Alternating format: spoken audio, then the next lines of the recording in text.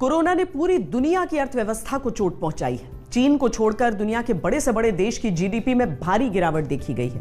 ऐसे में सवाल उठता है कि क्या महंगाई की मार से सिर्फ भारत परेशान है या फिर पूरी दुनिया पर इसका असर पड़ा है।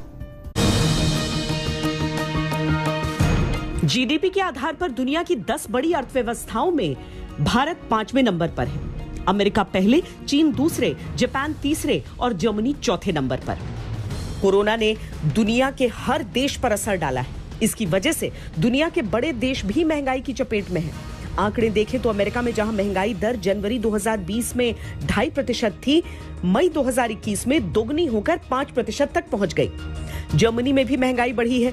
जनवरी 2020 में महंगाई दर 1.7% थी, वो अब बढ़कर 2.5% हो गई है। जबकि पूरी दुनिया में कोरोना फैलाने वाली चीन में महंगाई दर माइनस में चली गई है।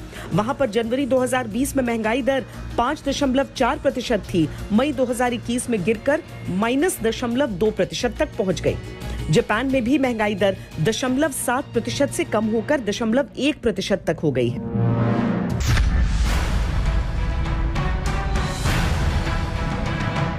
भारत में पेट्रोलियम उत्पादों की कीमत का सीधा कनेक्शन अंतर्राष्ट्रीय तेल की कीमतों से है। भारत 85% तेल विदेश से आयात करता है, इसीलिए कच्चे तेल की कीमतें जैसे जैसे बढ़ेंगी वैसे वैसे भारत में भी पेट्रोल डीजल महंगा होगा।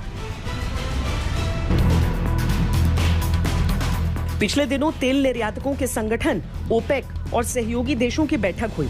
इसमें अगले महीने से मासिक उत्पादन में 4 लाख बैरल प्रतिदिन की बढ़ोतरी के प्रस्ताव को टाल दिया गया। भारत के सामने सबसे बड़ी दिक्कत यह है कि अमेरिका ने ईरान पर प्रतिबंध लगा रखा है, जिसकी वजह से तेल खरीदना संभव नहीं। ऐसे में हाल फिलहाल तेल की कीमतों में कमी की गुंजाइश बेहद कम है। ऐसे में सरकार के सामने उपाय ये है कि वो तेल पर टैक्स में कुछ राहत देकर जनता की जेब पर बोझ थोड़ा तो कम करे। इसमें कोई दो राय नहीं कि मौजूदा स्थिति अप्रत्याशित है और अप्रत्याशित मुश्किल में अप्रत्याशित फैसले लेने ही पड़ेंगे। जनता अगर बेहाल है तो सरकार को ही उसका समाधान ढूंढना पड़ेगा। अभी के लिए इतना ही। देश और दुनिया की बाकी खबरों के लिए आप देखते रहिए।